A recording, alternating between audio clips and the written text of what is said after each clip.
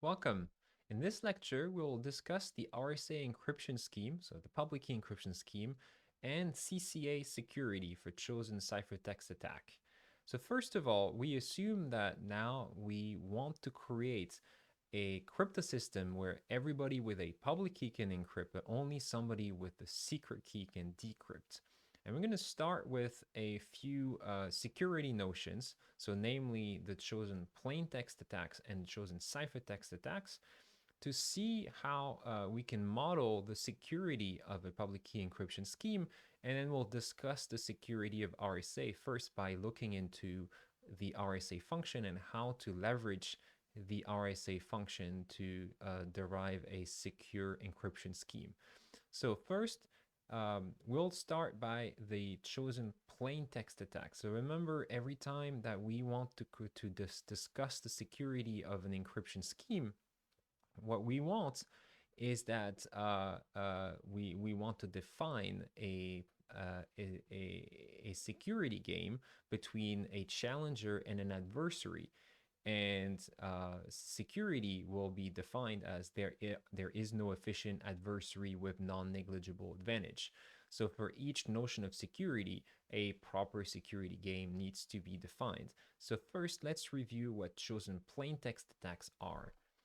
So chosen plaintext attacks happen between an adversary and a challenger.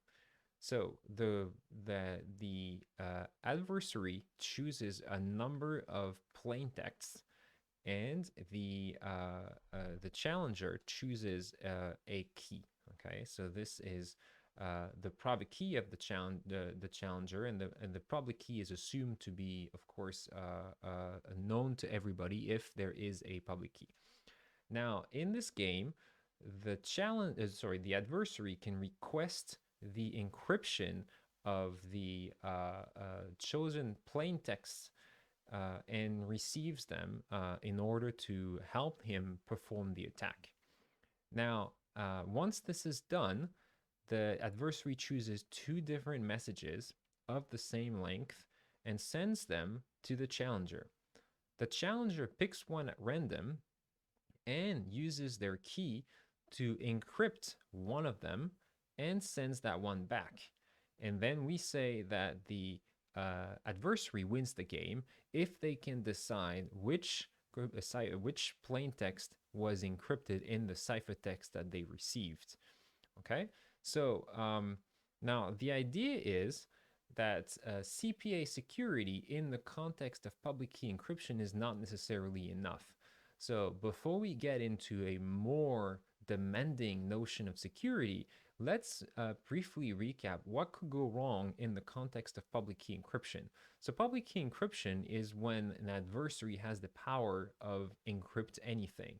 So assume that you have a mail system that takes inputs that so addresses and so takes the recipient and the body of the email in an encrypted way, and then decrypts the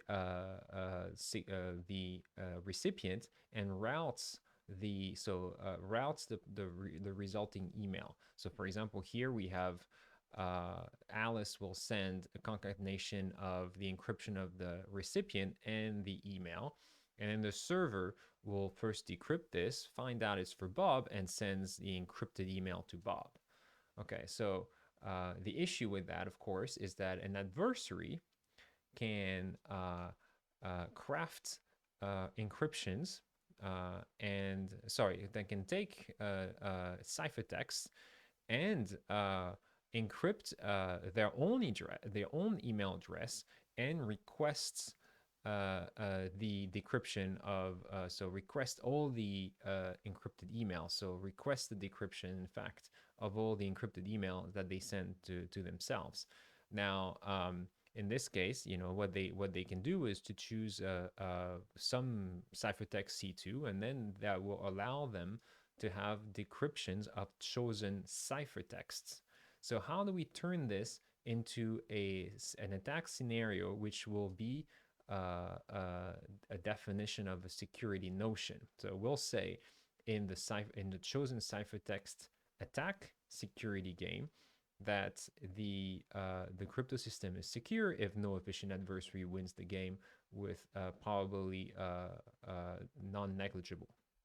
Now, so how does this work, this attack scenario?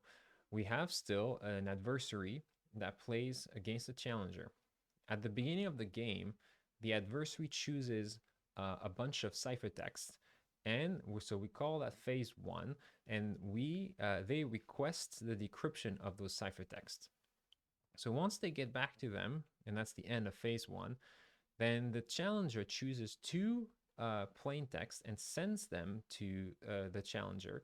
The challenger flips a coin and decides which one to encrypt and sends the encryption to the adversary. Now, at this point, the adversary could try to decide which of the which of the plaintext the ciphertext encrypts.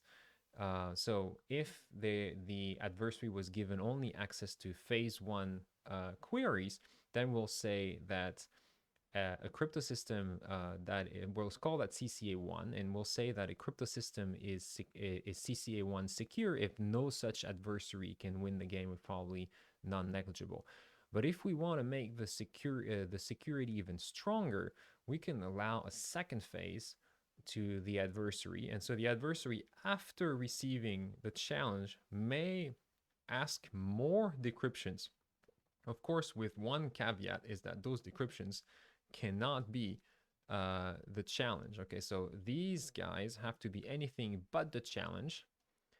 And then the adversary requests those decryptions come back, and then after the end of phase two, the adversary may decide what plaintext was encrypted. In this case, like I said, if we allowed a phase two to the adversary, then we'll talk about a CCA2 security game, and we'll say if there is no such an efficient adversary winning the game with probably non-negligible, then we'll say that the scheme is CCA2 secure.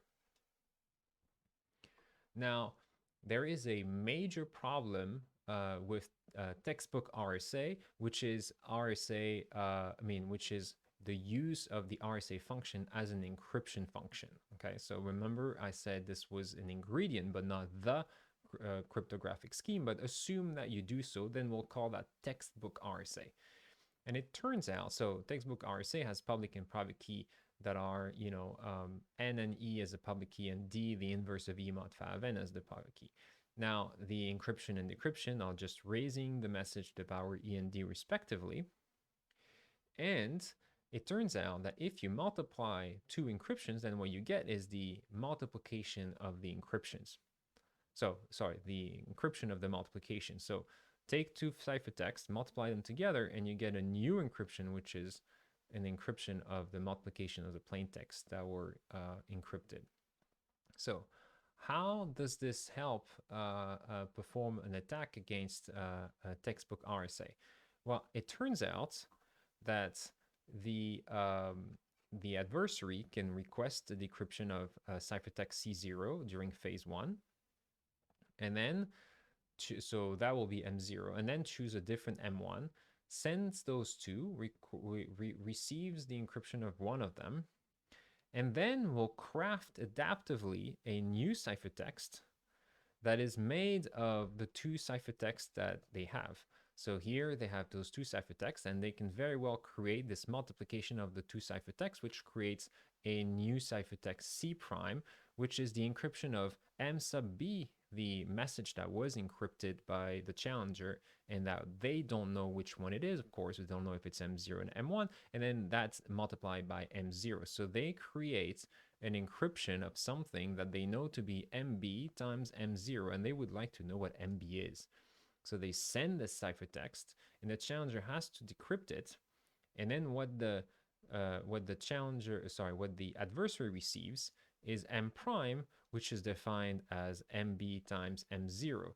Now at this point, the adversary knows M0 and knows M1 and can decide if M prime is M0 M1. So M0 times M1 or M0 square. So basically from this result from the challenger, the adversary can determine what M sub B is, and with that, they can win the game with probably 1. So it is not secure.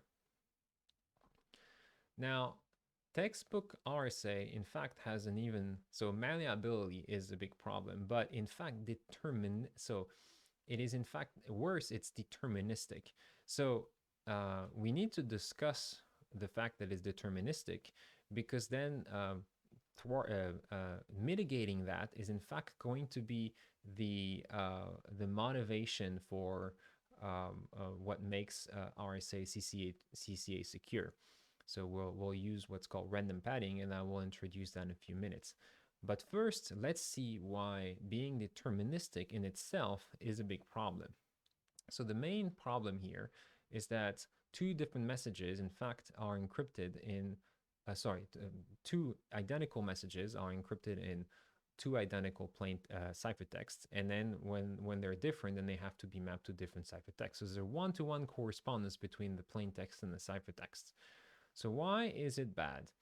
Well, assume that you're being given a ciphertext and you know a message, and you would like to check if C, the ciphertext, encrypts the message you know.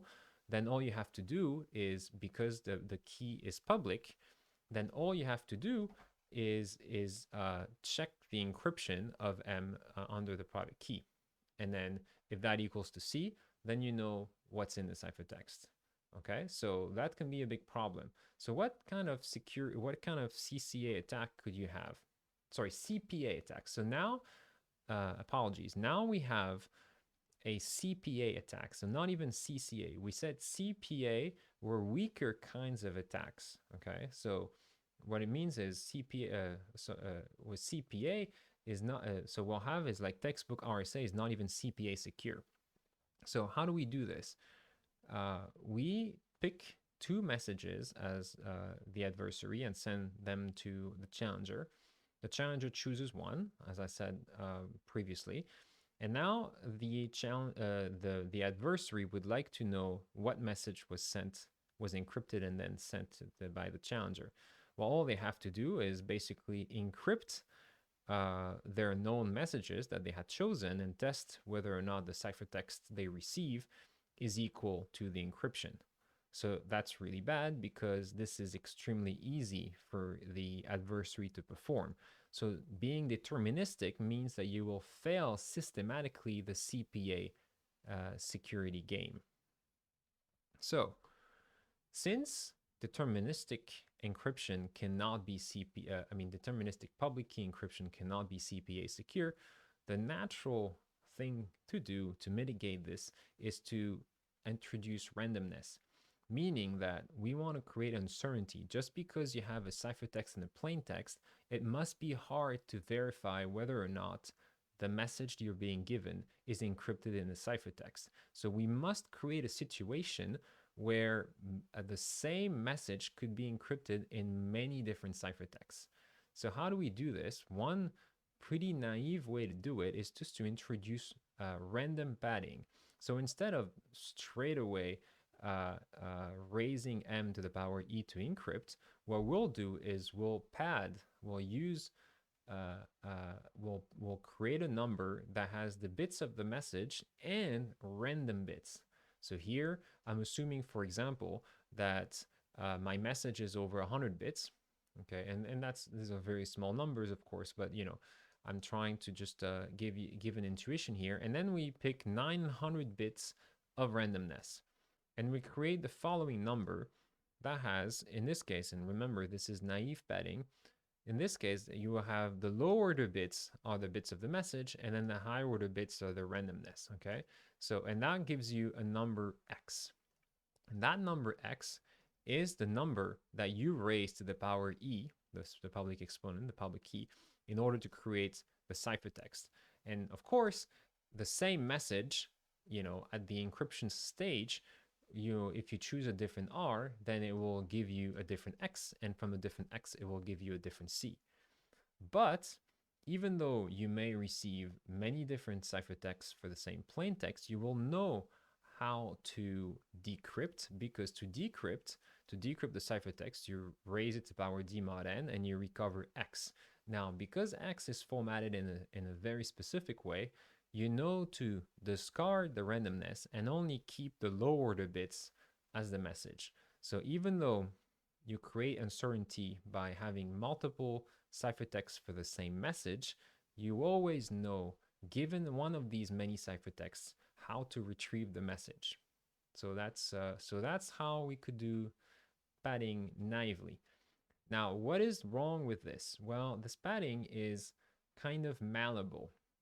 So what it means is, if I give you a ciphertext of a message, there is a way for me to create a new ciphertext for not exactly the same message, but a message that is related to the original message in a way that I can predict.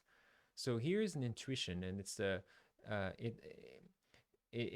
an attack that has been carried in practice, but here we're adapting it just to show that it fails the CCA security game, okay? But it can actually be implemented in practice given the formatting of messages in certain versions of cryptographic protocols. So assume that you have your X as constructed in the way that I described before. Now, what is 2 times X? Well, 2 times X, when you multiply a number by 2, what you effectively do is you shift the binary decomposition, okay, towards the bits of a high order. So instead, you start with a 0 in the bit of lowest order, and then everything else gets shifted, where, you know, the bit of order 0 gets bumped up to order 1, and bit of order 1 gets bumped up to order 2, and then here we have the bit of order 999 gets bumped up to position 1000. Okay, so 2 times X is just a shift. Now, if X corresponds to the 100 bits of the message M0 to M99, where they're all in the low order positions, then 2 times X will have these bits in the low order position. So you see, you have almost the same bits. It's a different message, of course, but it's very, very strongly related to the message that you had originally. Okay, and this is really how we're gonna exploit that, because the adversary receives X to the E mod n, and so what they can do is multiply that by 2 to the E and reduce mod n. So they will get the encryption, so they will get 2 to the X times, so 2x to the power E mod n, and then what you hope is this is an encryption of this. Now, in fact, it's not quite the case. We have a homework about that, how to make it actually work. It's not always the case, depending on what the high order bits do. It may or may not exactly be the encryption of this message, but there are basically 2 different possibilities, and in any case, you know how to predict what the encryption of, so what 2x to the E mod n is which message it's the encryption of. And so because you know that, then in the scenario of an adaptive chosen ciphertext attack, CCA 2, as the adversary, you will know how to win the game with probability 1. So you need something different to combine randomness and the message. And the solution is the optimal asymmetric encryption padding. So what it does is you take your message, and this is an image taken from Wikipedia. You take the message here, you add some padding, and then you will use a hash function to XOR with the message, and then the resulting element will be hashed again and XORed with some seeds, and then it gives you the resulting number here is the number that is going to be raised to the power E mod n. So this thing replaces X. X that we had before had the combination of the randomness and the message, but in a very naive way, where the message was just occupying the low order bits and the randomness the high order bits. By doing this, there is a bit of a shuffle here, and then here it's like a mix of the message, the bits of the message and the bits of the randomness. Okay. Now this is reversible, and that's very important because once you receive your ciphertext, you raise it to the power d mod n, and what you retrieve is this. But by applying the operations in reverse, you can retrieve this, and in particular, you can retrieve your message. So really here, what we want is this mix of the bits of the message and the bits of the randomness to be sort of nice and not have any structure like the structure we had before, in order to make sure that we don't see those chosen ciphertext attacks succeed. So this concludes how a description of how to make a secure encryption scheme from the RSA function. Thank you for your attention.